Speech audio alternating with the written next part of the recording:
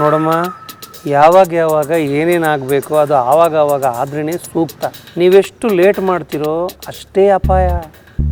ನಮ್ಮ ಅಕ್ಕಂಗೆ ಇದೇ ಥರ ಆಗಿ ಕೊನೆಗೆ ಮಕ್ಕಳಾಗದೆ ಅನಾಥಾಶ್ರಮದಿಂದ ಯಾರಿಗೋ ಹುಟ್ಟಿರೋ ಮಗುನ ತಂದು ಸಾಕೊಂಡಾಯ್ತು. ಯಾರು ಬೇಕಾದರೂ ಬರಲಿ, ಯಾರನ್ನು ಬೇಕಾದ್ರೂ ಸಾಯಿಸ್ಲಿ, ನಾನಂತೂ ಮನೆ ಕೆಲಸ ಮಾಡಲ್ಲ, ಮನೆ ಕೆಲಸದವ್ರನ್ನ ಇಡಲ್ಲ. ಏನಾದರೂ ನಾನು ಮನೆ ಕೆಲಸ ಮಾಡಬೇಕು ಅಂತಂದರೆ ನಾನು ಅಪ್ಪ ಆಗಬೇಕು. ಅದು ಯಾಕೋ ಈ ಜನ್ಮದಲ್ಲಿ ಆಗೋ ಥರ ಕಾಣಿಸ್ತಿಲ್ಲ.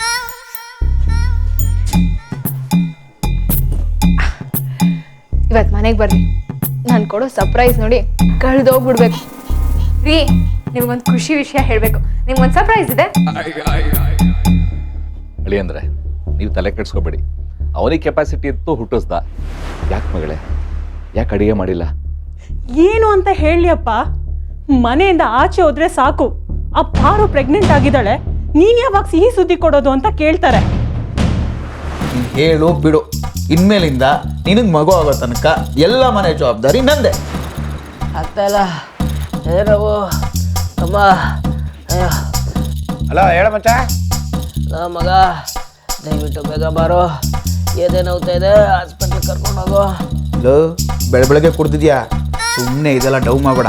ನನ್ನ ಹೆಂಡತಿಗೆ ಎಲ್ಲ ವಿಚಾರನೂ ಗೊತ್ತು.